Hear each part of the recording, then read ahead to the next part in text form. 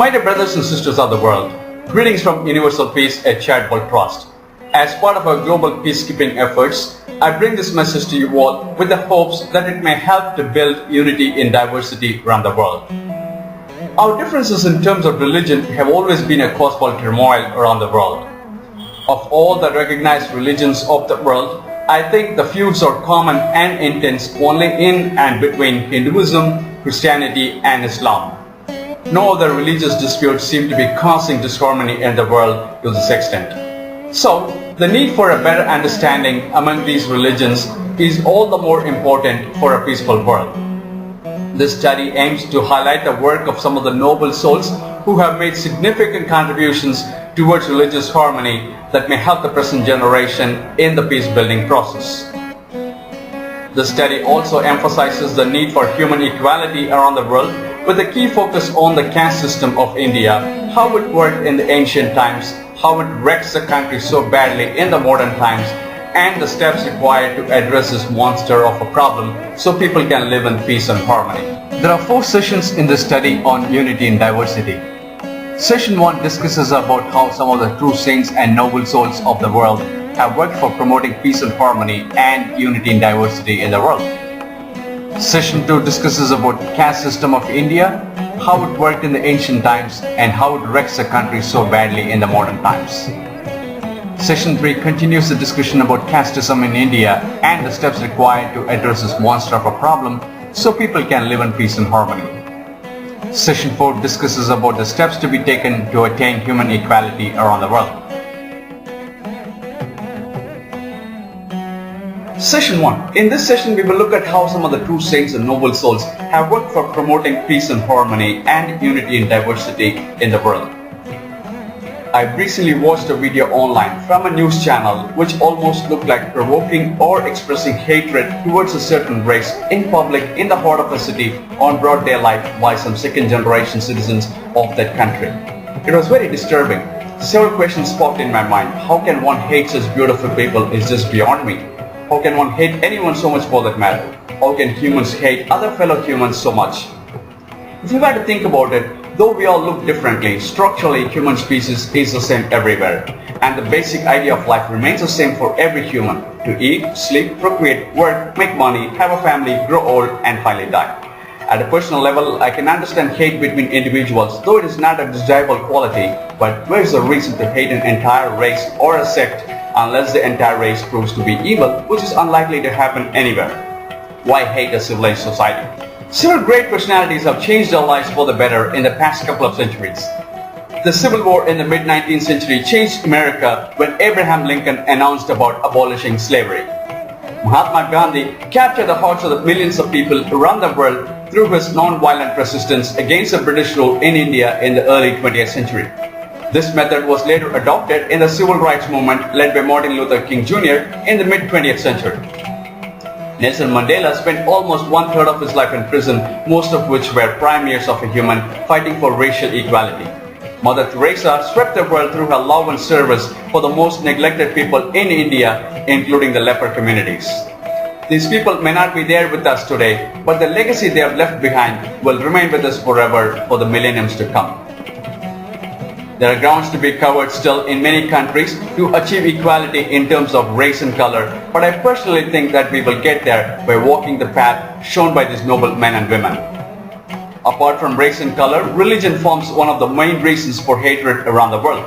So it is very important that we know the work of some of the prominent religious figures of our times who have contributed towards unifying humans under one umbrella, that is humanity, and tread in that direction so human equality and unity and diversity can be achieved in its entirety.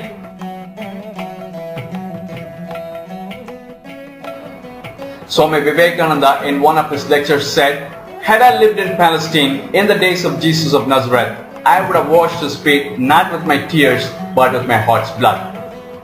During his travels from 1888 to 1893, he carried only 3 things with him: a Kamandalu, the Bhagavad Gita, and the book The Imitation of Christ. Swami Vivekananda revered Jesus so much that he even translated the first few chapters of this book, which is cherished so much in the Christian world. Swami Vivekananda acted as a peace bridge between all religions, and so was his guru, Sri Ramakrishna Paramahamsa. Shirdi Sai Baba, a great saint from the 19th century, was held with great reverence by both Hindu and Muslim followers. He lived in a mosque for the most part of his life, and after he left his body, he was cremated in a temple. The saint was extremely popular among both Hindus and Muslims that he became a great building force between the two disparate communities. He regularly recited Hindu and Muslim prayers, and till today no one could tell whether he was a born Hindu or a Muslim. One can find tons of incidents in the life of Sri Raghavendra Swami, who lived in the 17th century, where he was so graciously received by many Muslim rulers, and he willingly performed the same miracles like raising the dead for Muslims, just like he did for the Hindus, without any reservation whatsoever. Sri Raghavendra Swami was a boon of that time to bring harmony between the two religions. The autobiography of Swami Yogananda states that the deathless saint Mahavtar Babaji and Jesus Christ are ever in communion, and together they send out vibrations to inspire nations to forsake wars, race hatred, religious sectarianism, and the evils of materialism. Swami Yogananda himself was one of the saints who carried the message of yoga to the West in the early 20th century, and today his organization has done an exceptional amount of work in spreading yoga worldwide, unifying millions of people from various backgrounds. Swami Yogananda's guru, Sri Yukteswar, has written a book named The Holy Science at the behest of Mahavtar Babaji himself.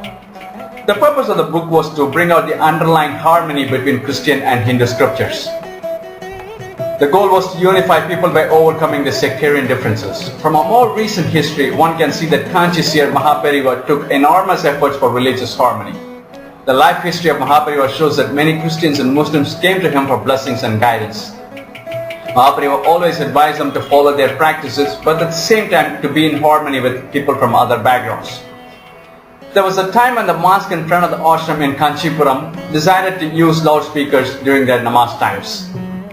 Many people objected to it as they felt that it might hinder with the everyday rituals conducted by the ashram, which has been there for ages.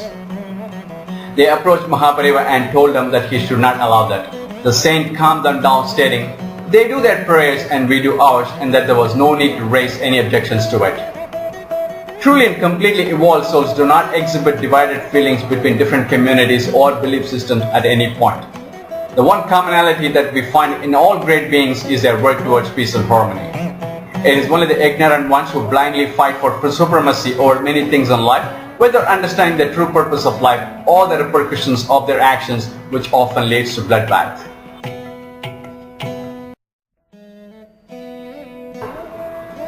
Despite these remarkable contributions by several noble souls, the hostility between nations, between religions, is ever on the rise, and more than often it impacts the common people. Terrorizing the communities with frequent attacks of various forms would never do anyone any good at any point of time. The one-size-fits-all principle will never work in anything, let alone religion. God sends His messengers to all parts of the universe or incarnates Himself whenever He thinks there is a need. If a certain community in a certain region were treading in the dark for whatever reason, He sends a light there, or He Himself becomes a light. Now, once the rescue operation is done, the teachings of the messenger may be spread by the people to other regions. But it does not necessarily mean that this one soul supersedes all his predecessors and their teachings, and further, it does not mean that there will be no more messengers to follow. This would clearly negate the principles of evolution. It is either my way or the Long Island Highway approach will not only result in resentment, and also it will lead to revolt. There will come a time when someone will rise to fight it and destroy it. The more rigidly we hang on to something, the more it reveals our weaknesses and the insecure feeling that we might lose it in hope. Ironically, it works the other way. The more we embrace things that are of value to the world, it would lead to our own growth. This principle applies universally to an individual, a community, a business, a nation, a religion, and other areas as well. Bottom line, the world does not end with one great soul whatsoever at any point of time. If the world had stopped with Adi Shankara, the world would not have seen Jesus Christ, Prophet Muhammad, Buddha, Raghavendra Swami, Ramakrishna Paramahamsa, Swami Vivekananda, Ramana Maharishi, Kanchi Mahaperiyava, and other true saints like them.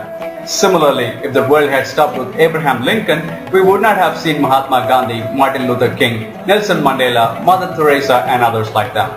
As part of the natural cycle, this world will fall into good and bad times until doomsday. And the only way the world can withstand the bad times is through self-realized souls who are God's incarnations and other noble souls like the ones mentioned above. With the present technological advancements, the world may remember and honor such great beings forever, but for the future generations to truly believe and attain such highly evolved state, there will always be a need for a real person to guide them in that direction, so they can personally connect with such beings and aspire to become that. And that brings us to the end of this session.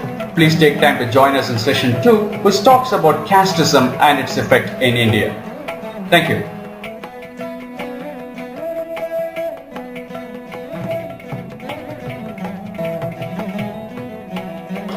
Session 2. In this session, we will look at the caste system of India, how it worked in the ancient times, and how it wrecks the country so badly in the modern times. In addition to the religious disharmony between different religions, India faces severe challenges due to the caste system that prevents the country from progressing. Anti-caste activism has been in full swing in India for several decades now, but it appears that we have not made much progress. In order to eradicate the caste-based feuds in India, one has to have a very clear understanding of the ancient caste system, how it worked then and how it has been manipulated to cause such bitterness between communities. Ancient scriptures state that the people were structured into 4 classes: the Brahmins, the Kshatriyas, the Vaisyas, and the 4th caste. I believe the Indian constitution discourages the use of the name for the 4th caste, and hence, as a matter of respect to both the constitution and to the sentiments of the people, I have referred it to as the 4th caste here.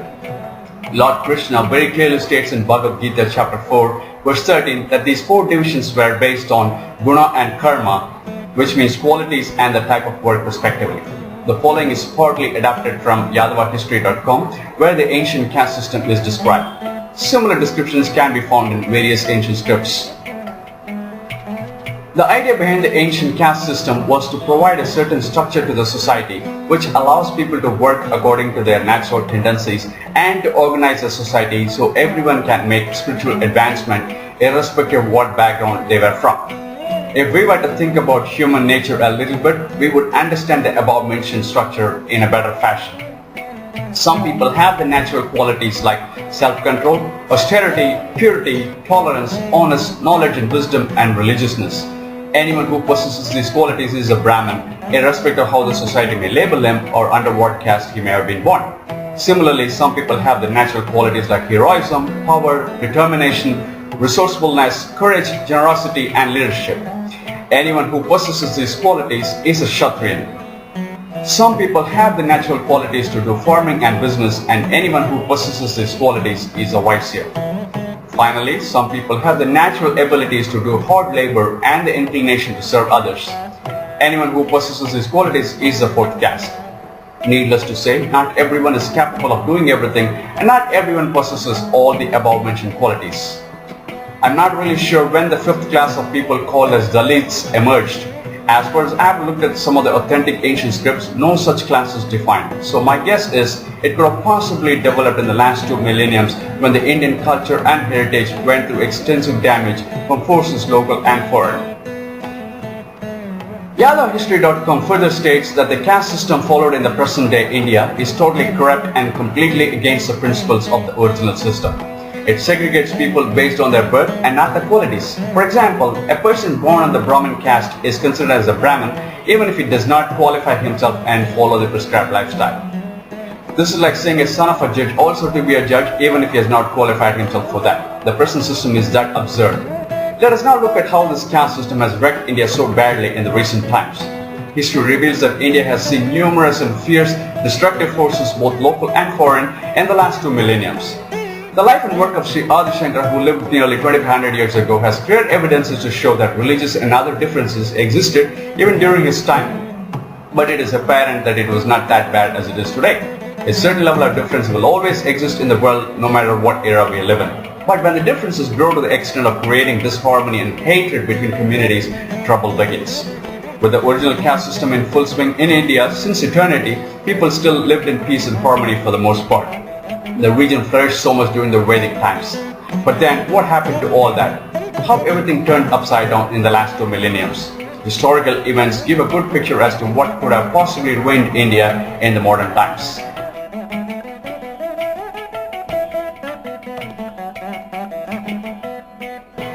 India as we see the political map today was not the case then. The country was divided into small and large kingdoms. As it goes with the man's greed to rule the earth by force, often there were wars between kings for one reason or the other. The rise and fall of kings and kingdoms were quite normal in those days. Despite these battles for boundaries, the Vedic life was common and had spread to a wide geographical region. According to Kanji Mahaperiyava, Vedic life had spread even as far as what today is America and Russia. The saint says the land that was then called as Kalibaranyam is now California, and there was an ancient rishi named as Rishyasingha, and the region was named as Russia after him. Anyway, India's rich resources in terms of gold, diamond and other precious metals, spices, silk, art and whatnot attracted trade from various parts of the world. Just as much as the local kings wanted to expand their boundaries, the foreign forces also wanted a piece of the pie. Despite the common Vedic life throughout the vast land, the weakness was in the lack of unity among the kings, which worked to the advantage of the invaders. They used this weakness time and over again, increased the animosity among the people, very effectively applied the divide and rule policy for their political gains. In a few centuries, India had become a mix of several other cultures, but only for the wrong reasons. Instead of embracing and appreciating the good in everything, people's minds were continuously poisoned, and it worked very successfully. The religious differences, the cultural differences, the differences in the way of life, and mainly the caste system were very effectively used against the people to keep them divided. Sometimes the greed of the local and foreign invasions brutally destroyed civilizations without any regard for anything except for their personal and political growth. People were massacred in hundreds of thousands, men and women in thousands were taken as slaves, millions were forcibly converted to different faiths, and the resistance was defeated using brutality.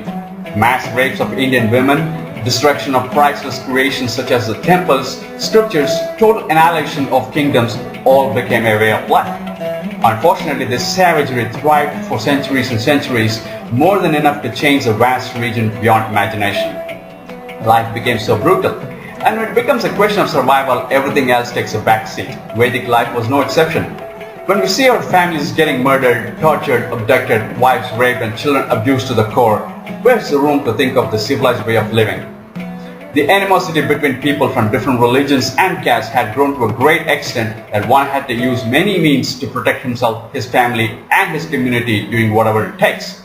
And when this way of life had continued for nearly 2 millenniums, what more one can expect from the society? Even today, the religious feuds and caste-based clashes are fueled to a great extent both by forces, local and foreign. Fortunately, the work of great souls such as Sri Raghavendra Swami, Swami Vivekananda and others like them in terms of eradicating religious differences, caste-based discriminations and women empowerment keeps this country sane, at least to some extent. One of the other tactics used to poison the people's minds was to use the name of the caste or the name of their profession in a highly derogatory fashion. In the ancient days, certain words were used to refer to the communities and their professions. In the modern world, it is similar to calling a technical person as a technician, a doctor as a physician, one who paints as a painter, and so on. Now, in a destroyed India where people's minds were poisoned to the core by the forces local and foreign, these words were purposely used in an offensive manner over and over again to create an inferior feeling. The psychological game worked too well. Eventually, people forgot the original meaning of the words, and whenever anyone addressed them using that, it irritated them so much and considered it to be disrespectful and insulting. One cannot count the number of bloodbaths between communities that occurred as a result of this in India.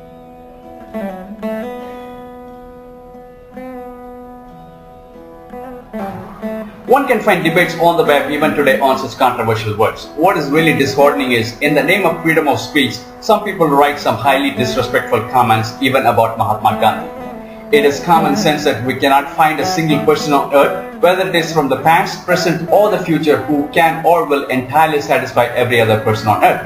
And before we talk about such noble souls, we should ask ourselves, are we even anywhere close to their nobleness to be talking about them like that? Let us take one kick from a policeman's boot or one blow on our head from a policeman's baton to know what it is like. Then let us imagine what would it be like to take hundreds of them for years and years. Let us spend one day in jail taking all the tortures, and let us imagine what would it be like to go through that for years and years. Let us do the hard labor combined with severe blows and kicks for one day in jail. Then let us imagine what would it be like to go through that for years and years. Let us watch for one day the torches extended upon our wives and children, and then let us imagine what would it be like to go through that for years and years. Let us not forget that Mahatma Gandhi donated everything he had for the cause, leaving his family in debts to serve the nation. Most importantly, let us also not forget that Mahatma Gandhi and his followers cleaned toilets and served the neglected people. There is a reason why Gandhi is addressed by the world as Mahatma Gandhi. It is already painful enough to see that we have forgotten about the millions of people who sacrificed their lives for our freedom. It is preposterous to be commenting about them in a derogatory fashion, sitting in a comfy chair with a computer in front of us that brings the world to our table.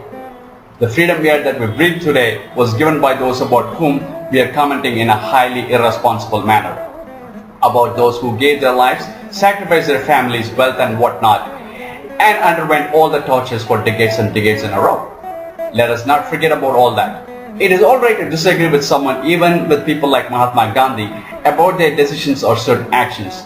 That's the way life works, but we have to do it in a very professional manner if we even know what that is. And considering the overall outcome by the contributions of an individual, there is always room to ignore certain things should we not see eye to eye on them. One can also see hate speech posted on blogs based on religion. I think it is imperative that every blog and social media should screen the messages before it is posted on their site to make sure it does not provoke social violence. Otherwise, these sites would be contributing to an already chaotic world. Going back to the subject of poisoning people's minds using certain words, I think irrespective of what a specific term actually means, if a certain person or a group or people or of an entire race does not like to be addressed using that term, the best thing to do would be to respect their sensitivity and preferences and not use that term. This will definitely reduce some tension in the society.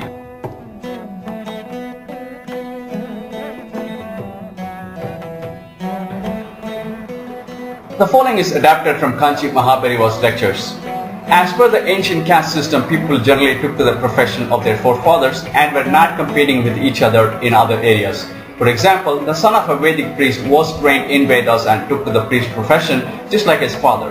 It was the same with warriors, farmers, businessmen, artists, sculptors, musicians and every other profession one could think of. As there was no competition between the communities, there was less room for greed and people were generally happy with what they were doing. Not just that, all the professions thrived since it was passed down from one generation to the next without breaking the chain. After the people's minds were poisoned using the caste against one another, greed took over, thinking that one profession was much better than the other and that they were being denied of the greatness that others enjoyed. So at some point, especially in the last century, almost every parent wanted their son to be a doctor or an engineer. Also, our streets were filled with political flags and many were competing for the chief minister's chair or the prime minister's chair. In this mad rush, several professions and arts vanished altogether and several others struggled to survive. The worst affected were the Vedic profession and farming. Without food, there is no life. When the traditional farmers didn't want their sons to do farming anymore, naturally it affected the food production in the country. Similarly, the Brahmins, though highly intellectually developed, traditionally used their knowledge and wisdom only to uplift the community and never for their personal material gains. Now when the Brahmins left Vedas and God's word and moved on to other professions, it created more confusion in the society. There are several reasons to that. To begin with, because of their intellectual abilities, they were able to easily attain the high positions in the society.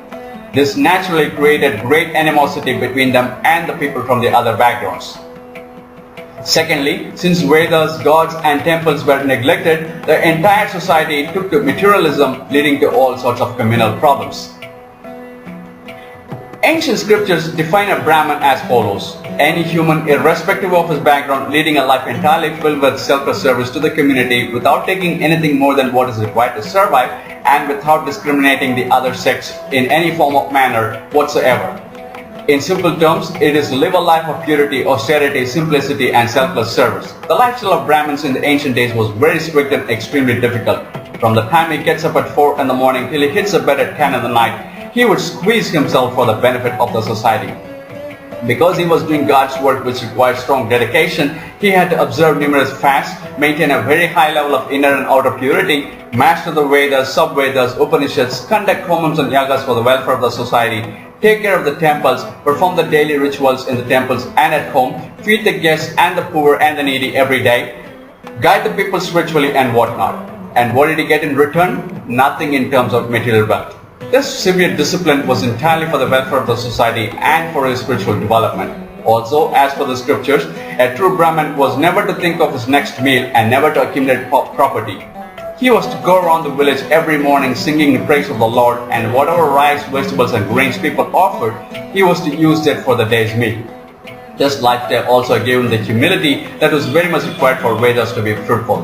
Vedas were never to be sold for money under any circumstances if the true power of Vedas had to be realized. In the olden days, the system worked so well because the entire community benefited by the strict adherence to Vedic rules by the Brahmins. Naturally, people from other backgrounds took care of the Brahmins so well, for the most part, that they didn't have to suffer personally. The kings usually gave them land, cows and other things, so a Brahmin could perform the homams and yagas for the welfare of the society without any difficulty. The common people also pitched in whatever capacity they could. The society went round and round like this, protecting and serving each other.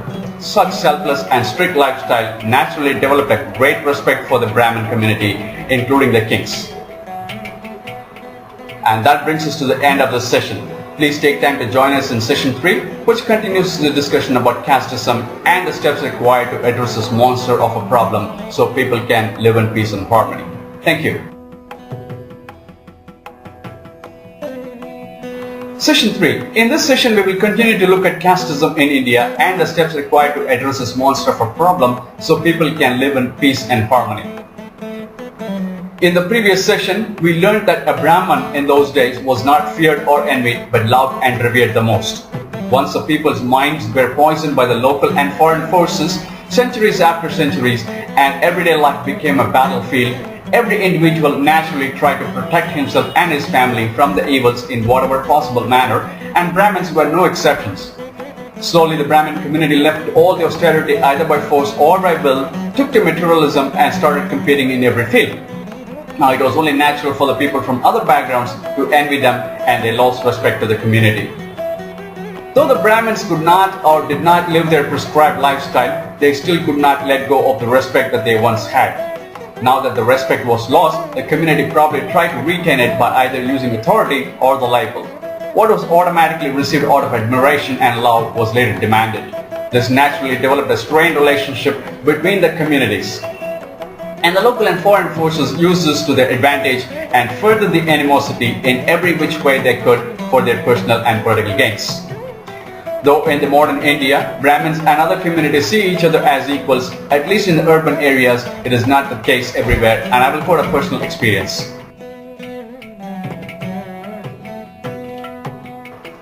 I have mentioned in one of my other lectures that though born as a Brahmin, my wife and I were discreetly outcast by the Brahmin community in one of the villages where we lived, just because we served the neglected people in the village who happened to be not from the Brahmin caste. Our service is open to people from all backgrounds and geographical regions, and we firmly believe in looking at humans as only humans without attaching any religious or caste label to them. Unfortunately, even in the 21st century, this particular village is selectively a few centuries behind. While the entire community, including the Brahmins, have adapted to the various modern developments, the Brahmin community here is still claiming supremacy using their Brahmin label and by using authority. As it goes even within the Brahmin caste, there are several divisions such as Smartas, Vaishnavas, Madhvas and more. Now this particular Brahmin sect in this village live in such a delusional world where they think that their Brahmin sect alone is the purest and worthy of being called as Brahmins, and don't consider even the other Brahmin sects as Brahmins. I have personally encountered several caste-based discriminations with them. Whenever I had to give them something, they wouldn't even take it directly from my hand, and I had to drop it into their palms so my fingers wouldn't touch them. If this is a treatment they would extend to a Brahmin from a different Brahmin sect, it is needless to say how they would treat people from other castes.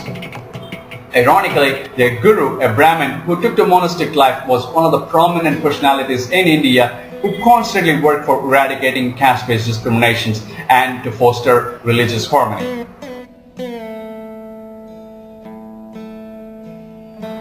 Anyway, despite the indirect resistance put in by the Brahmin caste in that village, we continue to do our work for the poor and neglected people without paying any attention to their religion or caste, even at the very least. but I noticed and experienced something very interesting. One of the tenants in our building, a man in his early 70s maybe, used to invite us to his home during some special rituals, and he used to prostrate to me and my wife.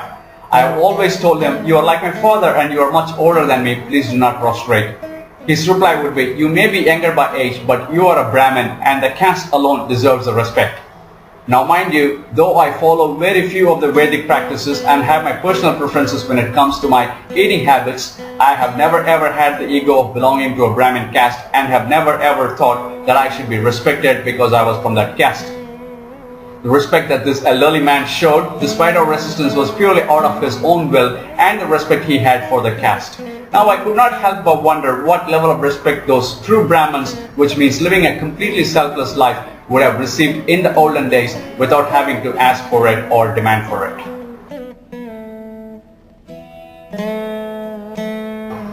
In the same village, except for 2 or 3 Brahmins, everybody else exhibited such level of arrogance and pretty much hated us for mingling so closely with people from other backgrounds. Of these 2 or 3 Brahmins who had true respect for us, one man was in his early 70s. He loved us so much and would always give a big smile, treat us with great courtesy and whatnot. We could never converse much since we didn't know each other's language. But where love and respect ruled, there is no need for words. Such was the kind of relationship here. One day he invited us for some special ritual at his home. That was the first time a Brahmin in that village had ever invited us to an event like that. My wife and I went, and at the end, suddenly he and his wife prostrated to us. We were just shocked. We immediately stepped aside a bit and told him the same thing I told the above-mentioned elderly person. Moreover, he was a highly traditional Brahmin, well trained in the Vedic traditions, and I had great respect for him because he was truly sincere and never had the ego of belonging to a Brahmin caste. I could never come close to his austerity. So when we stepped away a little bit, when he prostrated, considering it to be a sin on our part to let a man of his stature prostrate to us, he immediately said, "I'm not prostrating to your body, I'm prostrating to the soul inside you, which is nothing but Paramatma, in other words, God." He further said, "The Paramatma inside you and inside me and inside everyone else for that matter is the same." I was dumbfounded by his explanation. Honestly, he is the only man I have ever met who has truly realized the value of Vedas. Such humility would come only to those who practice Vedas in its truest sense. The rest of the Brahmin community there are pretty much selling Vedas for their livelihood. No wonder they have to demand respect rather than earning it through their conduct. Let me quote another example before I move on. I read a recently published book, a biography of Ramanuja, the guru of Vaishnavites and a Brahmin by caste. The book boldly expresses hatred with other divisions. Unfortunately, the author is very poorly informed about history and the fact that Nammalvar, one of the close associates of Ramanuja, was not a Brahmin. How can the followers of a sect forget the teachings of the founder or guru and yet call themselves devotees of that noble soul is just beyond me. The ancient scriptures clearly state that Vedas and the Vedic lifestyle are not sole properties of Brahmins. One can find plenty of references in the ancient scriptures about Vedas being taught to people other than Brahmins. A major example is Lord Krishna himself, who is born in the Yadava community but goes to Gurukulam with his friend Kusela, who was from the Brahmin community. Both learned Vedas from the same master in the same school. The only requirement is that one has to qualify himself to learn Vedas, which does not have anything to do with birth. There is a saying in Tamil that goes something like, "What is not bent at 5 cannot be bent at 50. The first requirement for learning Vedas is humility, purity, and the ability to surrender at the feet of a guru. These qualities come only at the tender age. Over a period of time, this idea was lost. As a result, millions of people were raised in the dark without learning anything about India's culture and heritage, including the Vedas, and I was also one of them. Just because I have been wearing the holy thread called as Punal in Tamil from the age of 11, I do not qualify to be a Vedic priest. Today, I may not be able to change myself entirely. The least I could do is to have the utmost respect to Vedas and the Vedic lifestyle and all other religious teachings for that matter, while serving humanity in whatever little ways I could without making any discrimination based on caste, color, creed, race and geographical boundaries." Speaking of teaching Vedas to people other than Brahmins, let me give an example from Sri Raghavendra Swami's pre-monastic life. His name was Venkatanathan in his pre-monastic life. Venkatanathan lived a very simple life with his family in a village and was teaching Vedas to the children in the village. One day, as he was reciting a Vedic script, his pupils had trouble reciting it back due to the difficulty of the script. Suddenly, Venkatanathan, the guru, heard a voice near the front door. He noticed that a young lad was sitting just outside the door and was reciting the same script without any difficulty. Upon inquiry, the lad said that, "I am the son of the village shepherd. Hearing the Vedic chants every day while passing through your house en route to herding the goats has deeply invoked the desire in me to learn Vedas." He then added, "Thus I showered myself every morning, applied the religious symbols on my forehead, came and sat here to hear the chants." He then asked the Guru, "Is it a sin to learn Vedas because I am not from the same caste as you?" The Guru said, "Lord Krishna himself came to earth and herded the cows, and he was the one who gave us Bhagavad Gita. There is absolutely nothing wrong in your desire to learn Vedas, and from today, you are also one of my students." The boy was overjoyed, but not the other Brahmin children. The moment they saw this shepherd boy, they said, "He is from a low caste. It is even a sin to touch him," saying that they all went away. The Guru was not disappointed in the list. He started teaching the chants to his new student and the only student. After a while, the parents of the Brahmins came to the Guru's house and started accusing him of teaching Vedas to a child from a lower caste. The Guru tried to reason with them, but to no avail. They all went away angry, telling him that they won't send their children to him anymore. As Venkatanathan continued to teach this one and only student, he and his family were outcast by the Brahmins in the village. Even this did not deter the Guru from his strong principles. His family suffered very much even for their very survival, as no one would give them even milk or groceries. Eventually, they had to move out of the village. After Venkatanathan took up monastic life and became Sri Raghavendra Swami, he did exceptional work to remove the caste-based discriminations in the society and also has done exceptional work towards inter-religious harmony.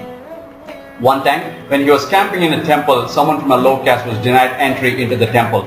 Raghavendra Swami noticed that and asked the people to allow him into the temple. One of the Vedic scholars present there was taken aback, and he said to the Swami that man is from a very low caste. With a smile, Swami replied, "When taking milk from the cow, we never see to which caste the cow belongs to. If the air and water have caste, then we also have caste. Meaning, whatever nature has provided is common to everyone without any boundaries." He then added, "Lord Krishna says in Bhagavad Gita that he is present in all living beings without any reservation whatsoever. Then why do we differentiate humans based on caste?" Raghavendra Swami was and is well known for his work towards human equality.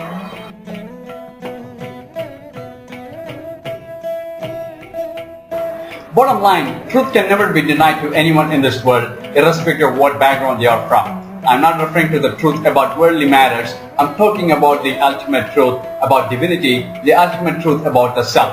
If I thought that I have a reserved place in heaven just because I have a certain label attached to me, and that God and God-related matters are sole proprietorship of a certain sect alone, then I would be the number one fool in the entire cosmos. India has produced numerous saints and God-realized souls who were not Brahmins, and they are revered even today for the life they conducted and the work they have left for the future generations. Some examples are Lord Rama, Lord Krishna, Lord Shiva, Maharishi Vishwamitra, Maharishi Vedavyasa, Maharishi Valmiki, Mahatma Vidura, Gautama Buddha, Mahavira, Nammalvar, all the Sikh gurus from Guru Nanak to Guru Gobind Singh, Saint Kabir, Saint Tukaram, Saint Ravidas, Saint Meera, Patinathar, Kannappa Nayanar, Maipura Nayanar, Tirunilakanta Nayanar, and many other Nayanars, Swami Vivekananda, and the list goes on endlessly. None of them were Brahmins. But the fact is, the feuds are not just between the different Brahmin sects, and the feuds are not just between Brahmins and other castes. I have personally seen on several occasions where people from other castes fight with each other too. Let me quote a couple of experiences from my rural development projects. In the first case, a man, don't know what caste he belonged to, but a carpenter by profession to whom I had to pay for his services, told me if I had given the money to a particular man in question, he would have refused to take the money from that person, who was a painter by profession but whose family traditionally beat drums while a dead body is carried to the cremation grounds. I was appalled to hear that. In the second case, when we started a value education center in a village, one lady refused to send her children to the class because the teacher was from a lower caste than her. In both cases, from the outside to me, they all lived in thatched roofs, a life of very meager earnings to their profession, and I could not tell their caste difference, neither was I interested in knowing that. Caste-based discrimination such as separate cups and separate seating in tea shops, separate streets, separate burial grounds, etc. are still very common in the rural areas even without the Brahmins in picture.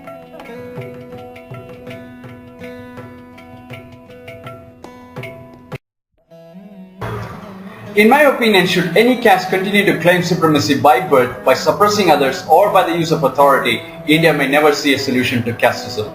The extent to which we still hold on to this caste is simply horrendous. As much as India tries to do away with the caste system, one can see that more and more caste-based societies, welfare organizations and political parties have mushroomed all over the country. This is because people from different sections have a fear that they may be left behind in the race and try to do everything to protect it. In my opinion, we are actually dividing ourselves more and more than uniting ourselves under one umbrella called as humans. While one could argue that the caste system could have never worked well at any time even in the past, and it can be nothing but pure evil at any time, so we still have to understand the fact that the past cannot be changed, and we cannot afford to hold grudges against each other based on the past. If we did that, we will never find a peaceful solution to the caste problem in India. We also cannot deny that no system is perfect. Everything has to evolve and change over time. Even what we design today will change tomorrow. It is part of the evolution process. So presently, while as a nation we try to root out casteism, it is important to make people understand the true history so the hostility is forgotten and people start to love and respect each other in all respects, refrain from violence and resort to peaceful means while fighting casteism. In my opinion, this is the only way to truly eradicate casteism in India. And that brings us to the end of this session. Please take time to join us in session 4, which talks about the steps required to achieve human equality around the world. Thank you.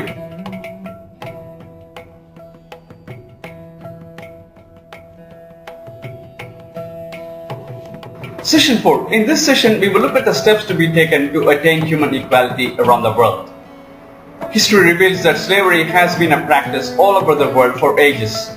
Fortunately, many countries have come a long way to see that all humans are created as equals, either through bloody battles or through peaceful means.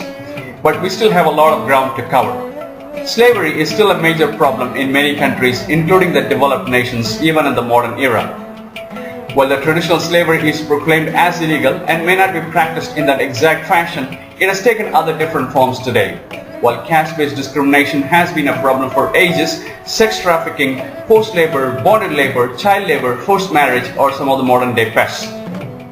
While in many countries the work to eradicate every form of slavery is underway, there are also those who outwardly campaign for it but inwardly manipulate the weaknesses in the system for their personal or political gains.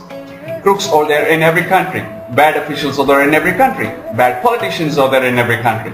Why go to that extent? Except for truly self-realized souls, every individual on earth is a mixture of good and bad. And when the dark side of a person gets the better of him, his actions leave a deep scar in the lives of thousands or maybe even millions of people. The world has now shrunk so much that it has made it far easier for any effect, good or bad, to reverberate so easily throughout the globe. As mentioned in session 2, India has seen so many horrendous individuals, both local and foreign. Numerous unimaginable man-made dreadful events have wrecked this country so badly in the last 2 millenniums. The extent of damage that has happened to this country in every walk of life is just beyond words. I'm sure similar events have happened in other parts of the world too. In my opinion, suppression and exploitation of humans by humans for any reason is one of the most despicable things that humans can do to its own species. So what can we do to achieve human equality in its entirety? One of the best ways to eradicate slavery of all forms and achieve human equality is through importing the right kind of education for both the present and future generations. Secondly, there is a need to forget the past. If we were to dig too much about the past of an individual or a nation for that matter, I'm sure it won't be a good picture entirely. By holding on to the past all the time, we lose the present and never move forward. The past cannot be changed. The future is not guaranteed. What we have is only the present. So instead of holding grudges against each other, there is a need to ensure that our every action creates peace and harmony in the world to make this planet more habitable for the future generations. There is also a need to not step on others' toes, especially when it comes to sensitive matters like religion, way of life, etc. Live and let live should be the policy. Whether it is personal or political gains that makes us do what we do, ultimately the sufferers are the common people of the world. And we have to carry the outcome of our actions in our conscience till the end. Not just that, we have to pay for our actions no matter what. The cause and effect principle does not fail under any circumstance. The time, place and form may vary as to how and what we experience depending on what we caused in the past, but it will happen no matter what. There are many lessons that we can learn from history to ensure the negative events do not repeat itself. Except for self-realized souls, one can hardly find anyone who has not made any mistakes or committed even the smallest sin in his or her life. The only way we ever learn in life is by making mistakes. At the same time, the only way we will ever grow is by not repeating the same mistakes, especially if it is to negatively impact those around us or perhaps even the world. Let me quote an example from the Gospel by John, chapter 8, verses 2 to 11. One day, a gang of men brought a woman before Jesus and told him that she had been caught in the act of adultery, and as per Moses, such a person is to be stoned. Jesus maintained silence for a while and then said, "Let the one who is without sin among you be the first to throw a stone at her." Within minutes, the gang disappeared without harming the lady. Jesus looked up and told the woman, "I do not condemn you. Go and do not sin again." What a beautiful lesson. Do not repeat the same mistakes. Next, there is a strong need to find unity in diversity. Converting people from one faith to another is one of the major reasons for disharmony and animosity in the world. There was once a man who approached me with the idea of converting me to his faith. He gave me a questionnaire and asked me to answer them true to my heart. A quick glance at the questions quickly revealed that anyone in the world answering them would make him feel guilty about one or more things. This man would then tell him that the only savior in the world is so-and-so, and that if he followed him, his sins would be washed. I told this gentleman smilingly, if I answered no to all the questions in that leaflet, meaning that I'm Mr. Perfect, then that would be the biggest lie I would have ever said in my life. Then I gave him a small lecture to not attract people by using their weaknesses or by making them feel guilty, which would not last forever. I also told them that the people in this world are already divided enough, and if we truly wanted to help them, the best thing to do would be to teach them to find unity in diversity.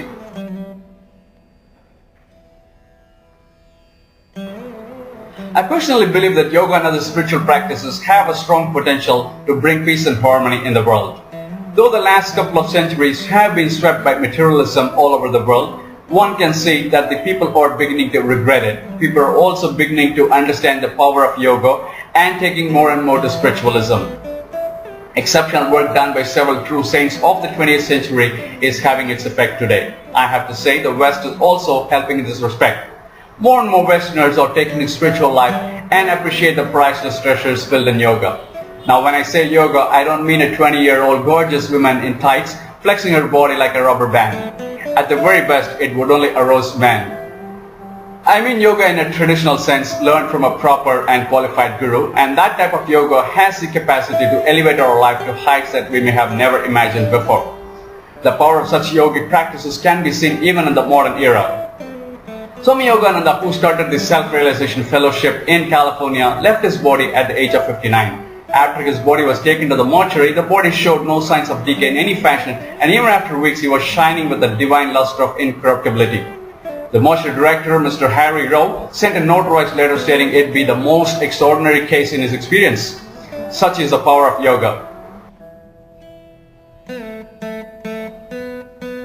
Sri Raghavendra Swami, who lived in the 17th century, decided the date and time as to when he would enter his tomb, but told his followers that he would remain in a yogic state in the tomb full of life for 700 years, and whoever comes to him with devotion would be blessed, protected and guided. Till today, he is living up to his word, performing miracles around the world in the lives of millions of people. Let me give one such example. Mr. Anwari Madhav Rao, a former member of the parliament and an ardent devotee of Sri Raghavendra Swami, went to the US for some business reasons. Suddenly during the meeting, he developed severe heart attack and was immediately taken to a nearby hospital in New York. The doctors advised that he could not be saved and kept him under observation. Usually, cases that have become hopeless and are expected to die within hours or so are moved to a separate room. Mr. Anwari's case was also the same. He was moved there along with some others. Suddenly that night, Mr. Anwari regained consciousness and looked around. He realized that he was lying among some dead bodies and was really sad. He then prayed to Sri Raghavendra Swami and told him his pathetic condition. Suddenly, he heard footsteps in the room. Looking keenly, he realized that it was Sri Raghavendra Swami himself walking towards him. Mr. Anwari simply could not believe his eyes and thought he was dreaming. Raghavendra Swami came near him, rubbed his chest 3 times and told him that he will be alright. Before Mr. Anwari could realize what was happening, Raghavendra Swami disappeared from the room.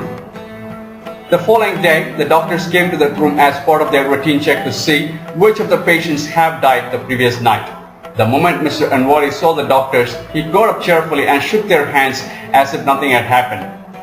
The doctors were awestruck and simply could not believe their eyes. They also noticed that the rest of the patients in the room had died. When they heard the story from Mr. Anwari, they were speechless and were astonished beyond words. They told everyone that they have never witnessed such a miracle ever in their life and duly recognized the power of Sri Raghavendra Swami and officially recorded the miracle in the Gazette under the title South Indian Saint Sri Raghavendra Swami's Miraculous Treatment.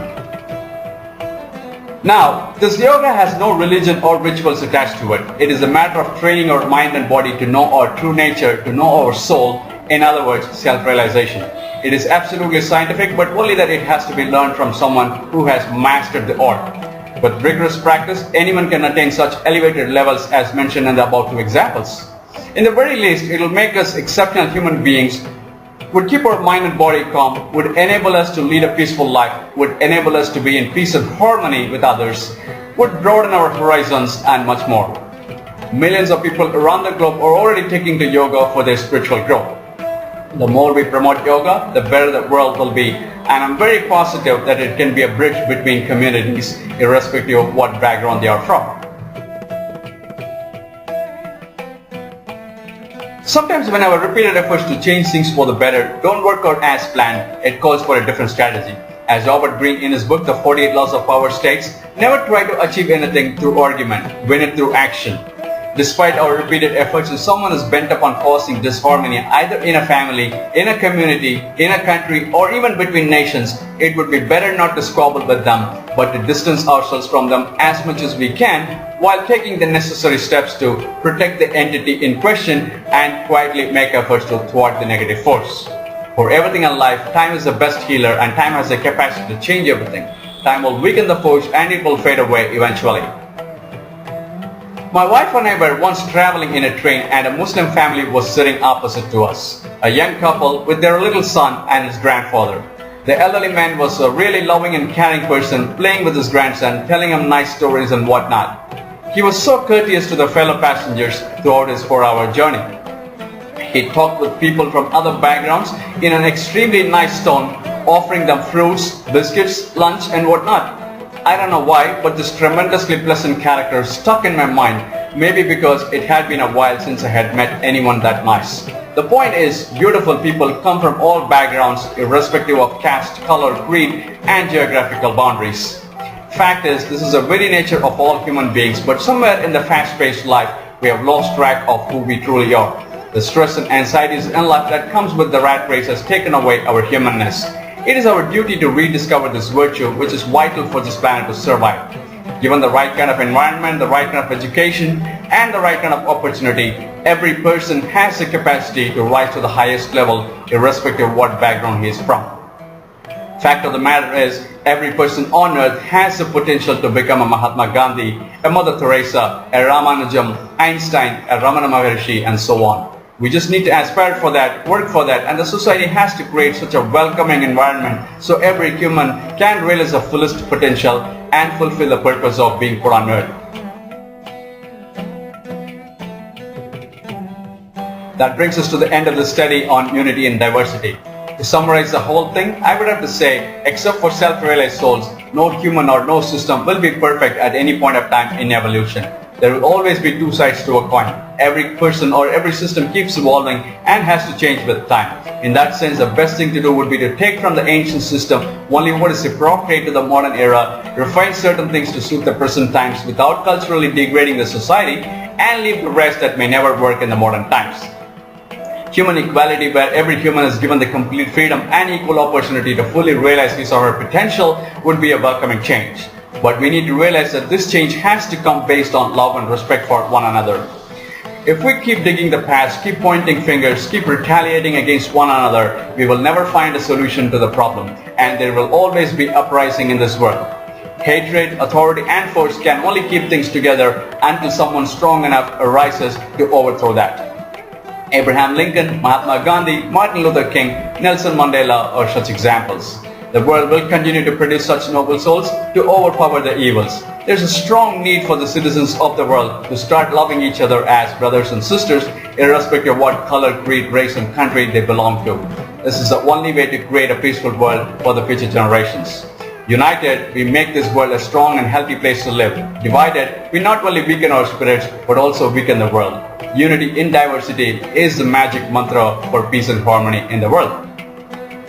Thank you all for listening, and we from Universal Peace, a charitable trust, send our love to all of you and wish you a life filled with peace and prosperity. We heartily welcome your suggestions so we may improve upon. We also kindly request you to share this video with your family and friends and support our work in whatever possible manner. May love and peace radiate throughout the universe. Thank you. Please note the following. Due to the varying internet speed around the globe, we have decided to reduce the resolution of the video and the bit rate so it may enable people with low speed connection to watch the video.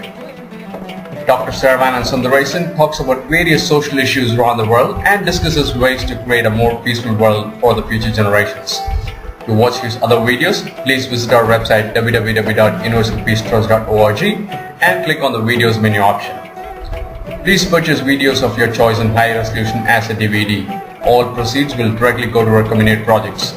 Please contact us for more details. Thank you.